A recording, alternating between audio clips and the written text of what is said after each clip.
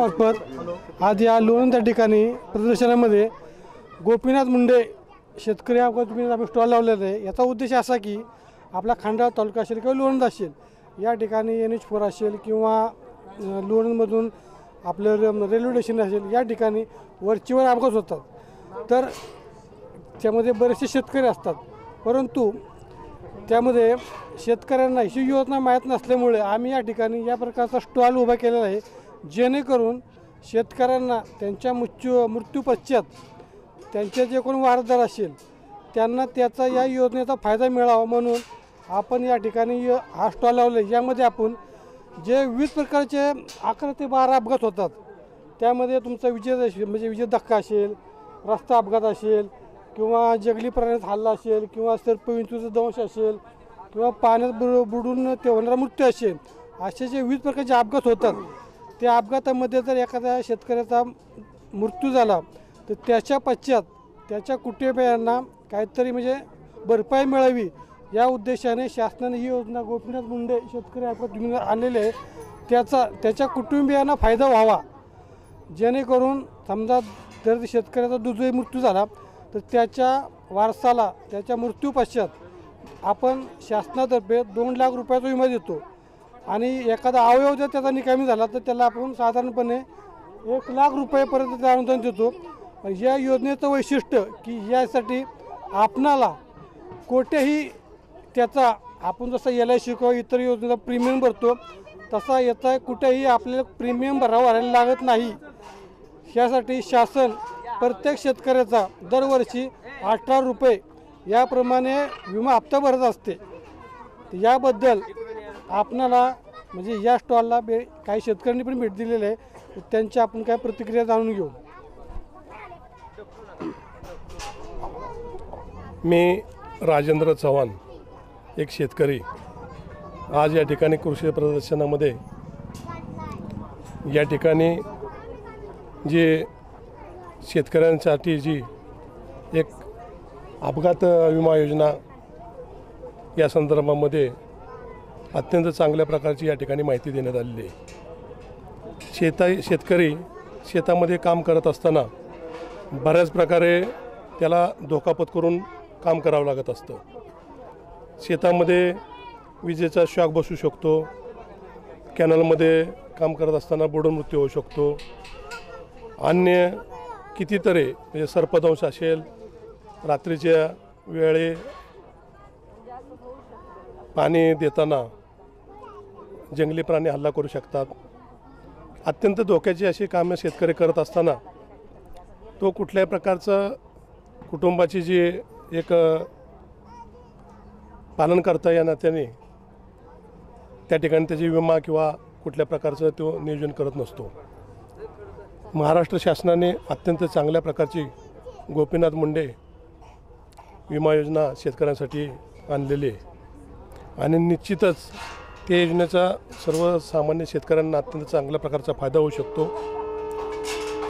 या विम्यासाठी कुठल्याही प्रकारचा हप्ता किंवा प्रीमियम कुठल्याही प्रकारचा भरावा लागत नाही। शेतकऱ्याचा जर या ठिकाणी कुठल्या प्रकारे दुर्दैवी मृत्यू झाला किंवा अपघात झाला तर त्याला शासनामार्फत 2 लाखाचं अपघाती मृत्यूसाठी या ठिकाणी अनुदान म्हणून दिलं जाते आणि जर अपघातामध्ये अवयव एखादा निकामी झाला तर त्या ठिकाणी 1 लाखाचं त्याला या ठिकाणी विमा दिला जातो। या ठिकाणी या कृषी प्रदर्शनामध्ये अत्यंत चांगल्या प्रकारची शेतकऱ्यांसाठी माहिती या ठिकाणी उपलब्ध करून दिली।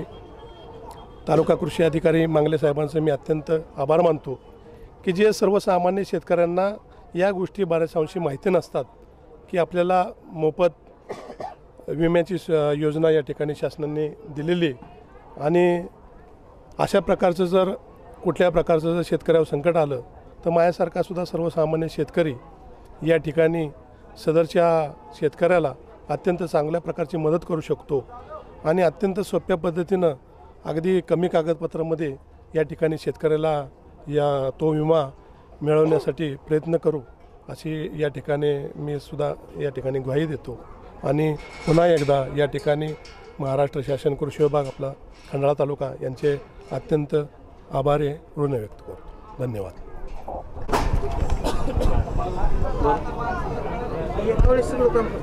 नमस्कार. महाराष्ट्र शासनानं ह्या 17-18पासून उन्नत शेती समृद्ध शेतकरी अंतर्गत उन्नत शेती समृद्ध शेतकरी अभियान अंतर्गत कृषी यांत्रिकीकरण उपअभियान या अंतर्गत यांत्रिकीकरणाला मोठ्या प्रमाणावर अनुदान उपलब्ध करून दिलेलं आहे.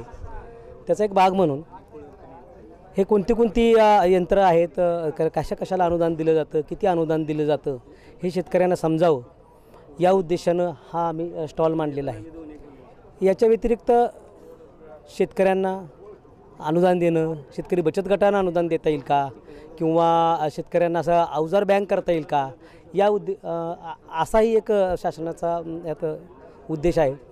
कारण वैयक्तिक शेतकऱ्याला यंत्र देण्यापेक्षा जर शेतकरी समूहाला जर देता आली तर ते अधिक कार्यक्षम त्याचा वापर होऊ शकतो. यावर्षी खंडाळा तालुक्यासाठी मला 54 लाख रुपयाचं लक्ष आलेलं होतं आणि यामधले 60% रक्कम ही ट्रॅक्टर अनुदानासाठी होती, तर 40% रक्कम ही 40% रक्कम ही ट्रॅक्टर अनुदानासाठी होती, 60% रक्कम ही अवजारांसाठी होती.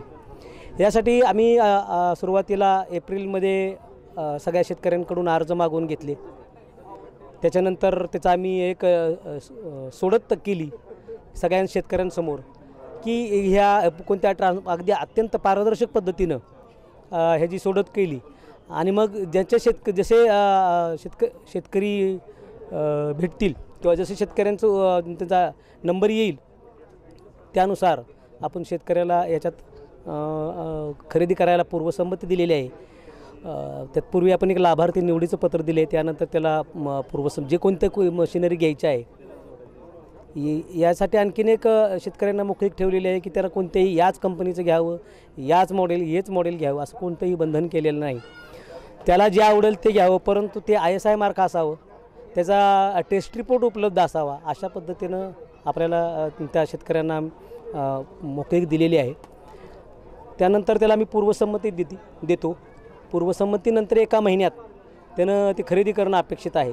आणि खरेदी केल्यानंतर त्यांनी खरेदी केलेली जी पावती, त्याचं बँक पासबुक, त्याचं आधार कार्ड, त्याचा टेस्ट रिपोर्ट हे सगळं पाहणी करता त्याच्या शेतकऱ्याच्या बँक खात्यावर आपण PFMA संगणक प्रणालीद्वारे आपण त्याच्यावर अनुदान जमा करतो. आज अखेर खंडाळा तालुक्यात जवळ 38 लाख रुपयाचं अनुदान आपण शेतकऱ्यांच्या बँक खात्यावर जमा केलेलं आहे. त्याच्यामध्ये 22 ट्रॅक्टर आहेत आणि 26 अवजार आहेत.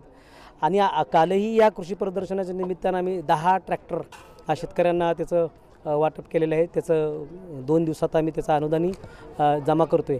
थोडक्यात ह्या स्टॉलचा उद्देशच असा आहे, आम्ही सगळी अशी माहिती लिहिलेली आहे, कुठलं शेतकऱ्याला समजावं की आपल्याला अवजारं कुठली लागतात, मग त्याचा अवजार, त्याची किंमत, त्याला साधारण त्याचा अनुदानाची रक्कम, त्याला लागणारे कागदपत्र, कधी त्याची सुरू होती, त्याचा अर्ज कुठं द्यावा, त्याचा मोका तपासणी कशी होती वगैरे सगळी इथं माहिती एक दाखवण्याचा प्रयत्न केलेला आहे की.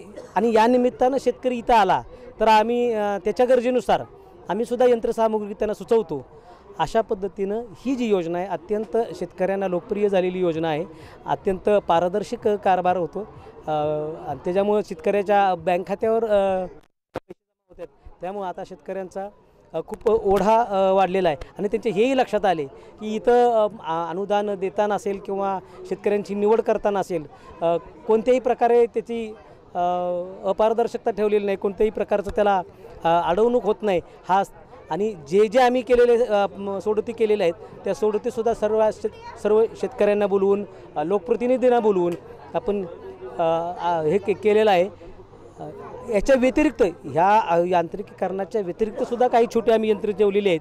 शेतकऱ्याची यंत्र असतील, SRTची समजा आमची हे फ्रेम आहे भाताची, किंवा ही जी आहे तर समजा बचत गटांनी असली जर ही पॉवर बिल्डरसारखा उपकरण घेतलं तर त्याला ते आज भांगलणीचा आणि मजुरीचा प्रश्न आहे. मजुरीच्या प्रश्नाला हा एक चांगलं उदाहरण आहे.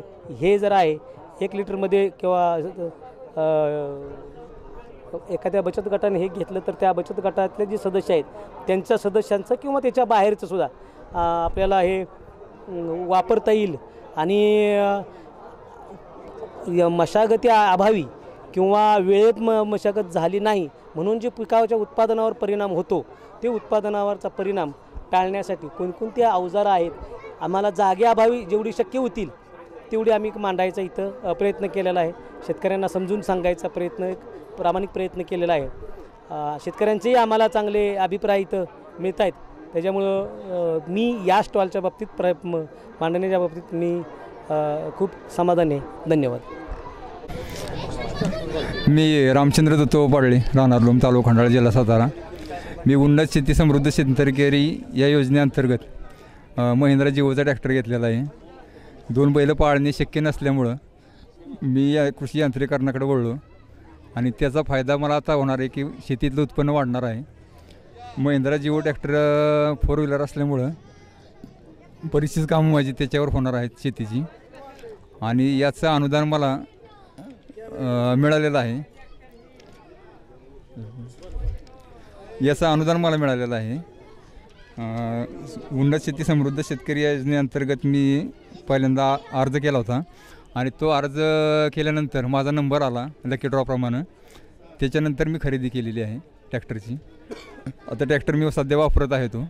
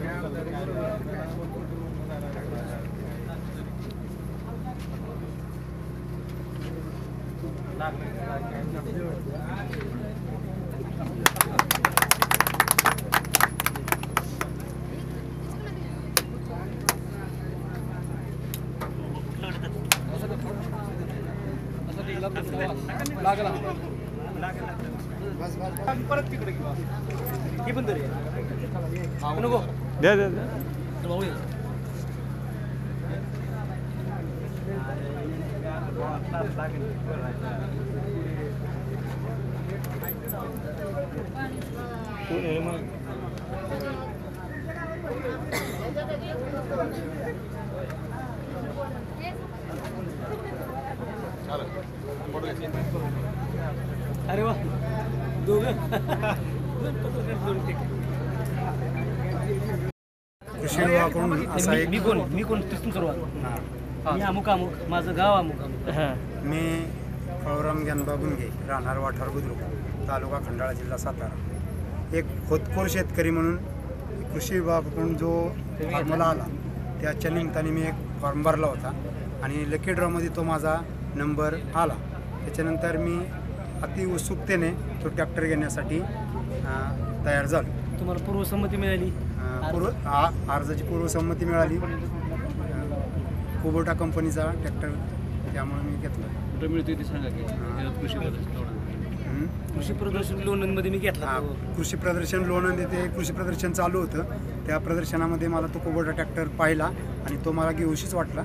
माझी इच्छा झाली की तो ट्रॅक्टर पूर्णपणे चांगला आहे. त्याचं किती अनुदान मिळणार तुम्हाला ते सांगा. त्याचे पूर्वसंमतीनुसार मला अंदाज आला की 1 लाख रुपये आम्हाला अनुदान मिळणार आहे. त्याचं किती HP वगैरे काय? 21 HP तो ट्रॅक्टर आहे. तो कामासाठी, शेती कामासाठी एकदम खास आहे. ह्याच्यामुळे तुमच्या शेतीवर काय फरक पडेल? शेतीचं उत्पादन वाढणार त्यामुळं. मशागतीची कामं वेळेवर मशागतीची कामं घरची वेळेवर होणार हां. आणि शेतीचं ऑटोमॅटिक उत्पादन वाढणार. एस डी ढावरे, सहाय्यक तंत्रज्ञान व्यवस्थापक खंडाळा. आत्मा अंतर्गत या तालुक्यामध्ये विविध बाबी राबवण्यात आल्या होत्या. त्यामध्ये पहिली योजना म्हणजे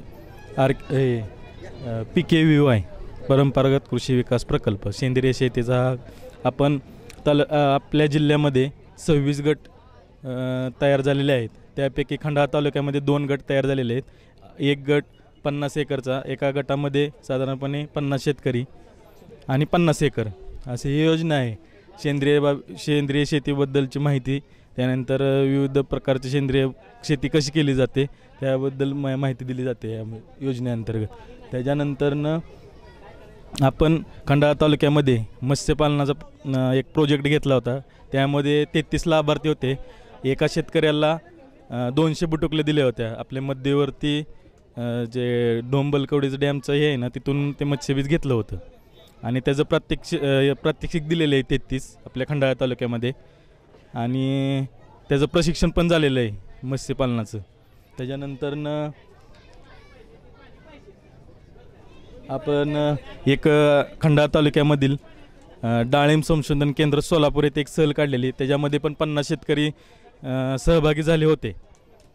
आणि त्यानंतरनं कोल्हापूर येथे कन्हेरी मठ काडसिद्धेश्वर महाराजांच्या इथे एक आपली राज्यांतर्गत शेतकरी सहल आत्मांतर्गत नेली होती. त्यामध्ये पण 50 शेतकरी आणि 3 दिवसाचं रहिवासी प्रशिक्षण तिथं आयोजित केलं होतं. त्यामध्ये पण सेंद्रिय शेतीबद्दलची माहिती दिली होती. त्याच्यानंतर खंडाळा तालुक्यामध्ये एक परसातील कोंबडी पालन हा एक प्रात्यक्षिक घेतलं होतं. त्याच्यामध्ये आपण 20 महिलांना एक महालक्ष्मी शेतकरी महिला बचत गट मिरजे येथील गट होता. त्या प्रत्येक महिलेला आपण 50-50 पिल्लं दिली होती. त्यानंतर खाद्य दिलं होतं. त्यानंतरनं आपण बारामती येथे झालेलं कृषी प्रदर्शन आहे ते पण 50 शेतकरी नेले होते. बस काय.